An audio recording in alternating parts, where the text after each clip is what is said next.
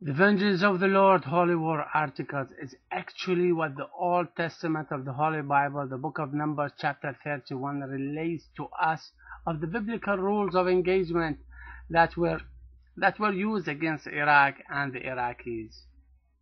The vengeance of the Lord, Holy War articles, is actually what the Holy Bible, the book of Numbers, chapter 31, relates to us of the biblical rules of engagement that are also abrogated by the Quranic rules of engagement of 860 and to 190 through 193 of the merciful, blessed, great, wise, protective Quran.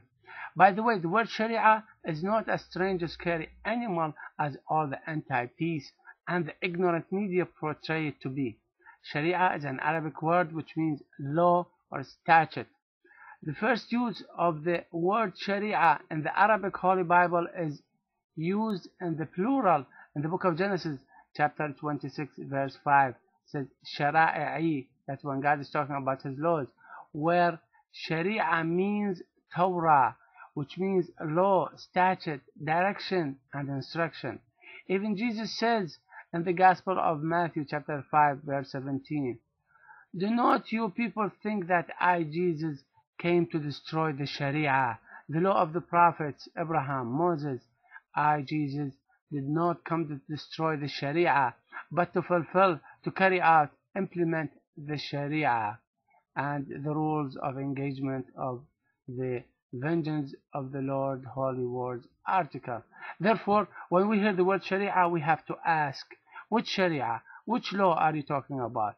Is it the Sharia of Moses pursuant to the Torah, or the Sharia of Muhammad according to the merciful, blessed, great, wise, protected Quran? We find the anti-Islam, anti-the Prophet Abraham crusade attacks Islam, attacks Abraham, also by scaring the audience through the use of foreign words to the audience like the word Sharia, of which they know nothing except its pronunciation, and the scary spell the media subjects its audience to. Therefore, I am confident to say that the principles of the vengeance of the Lord, Holy War articles of the book of Deuteronomy of the Holy Bible was applied by the Crusaders in the case of Iraq and in the other Muslim countries such as but not limited to Palestine, Afghanistan, Somalia, Bosnia-Herzegovina, Southern and Western Sudan.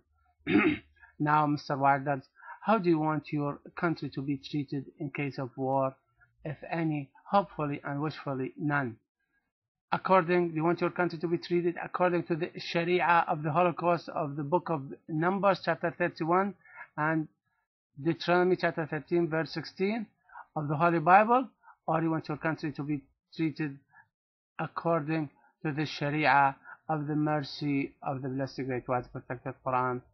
Mr. Wilders, if you want your country to be treated according to the Sharia of the Holocaust of the book of Numbers and Deuteronomy chapter 13 verse 16, which I object to, then be ready to clean up your desk and find a place to hide, because your constituents would be the first of their fellow citizens in the Netherlands to raid your office and remove you, hopefully in a civilized way. Now, what would any peace-loving person choose? The Sharia of the Holocaust of Moses according to the Holy Bible, or the Sharia of mercy of Muhammad according to the principles of the merciful, blessed, great, wise, protected Quran?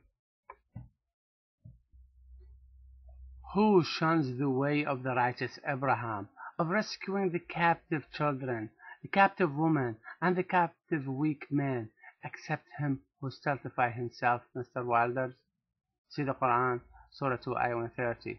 Therefore, the Sharia of 860 of the merciful Quran supersedes the Sharia of the vengeance of the Lord, the Holy War articles of the Holy Bible.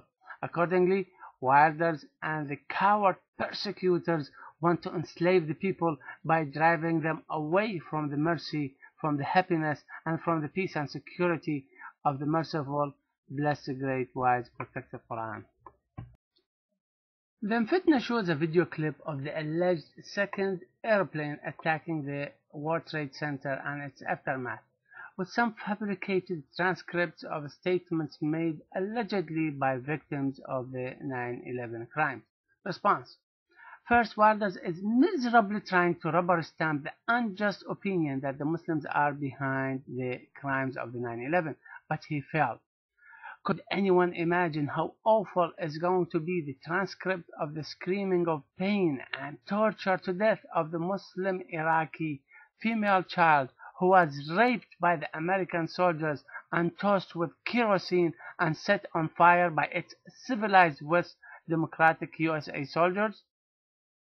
Could any person imagine how awful the transcripts are going to be of the screams of pain and torture to death here or anywhere else, the screaming and the last words of the Muslims who were tortured and killed and are being tortured and dying as I am typing and reading these words in Iraq, Afghanistan, Somalia, Palestine, and other parts of the world? Could anyone imagine how awful the transcripts are going to be?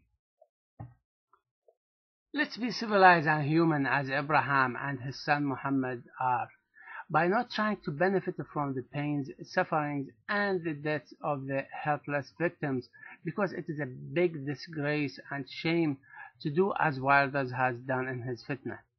The very proud thing any civilized person could do is to give justice to the innocent and justice to all by investigating the crimes behind their torture and death, and that was not done about the 9/11 by the civilized West yet. As a matter of undisputed clear fact that the video clips of the first and the second airplanes colliding, impacting with the Twin Towers are animated, fraudulent, and fabricated video clips to sell the falsehood concerning the attacks of the 9/11, when the world stopped buying the falsehood of the other alleged crimes that drives the anti-Islam, the anti-Prophet Abraham devilish crusade. I have to inform Warders and the entire world that the majority of us in the USA do not believe the media's version of the 9/11 attacks, which is imposed against the government and or the people in the USA and abroad. The people worldwide also agree with the majority of us in the USA. World leaders, politicians, NGOs, and people from all walks of life are saying that the 9/11 was an inside job, and they are planning to have an independent investigation or to call upon the United Nations to investigate the 9/11 attacks to expose and bring the real big-time, high-ranking criminals to justice. The people are awake and others are wakening up and asking many legitimate questions about the 9/11 crimes that they did not get the official true answers to.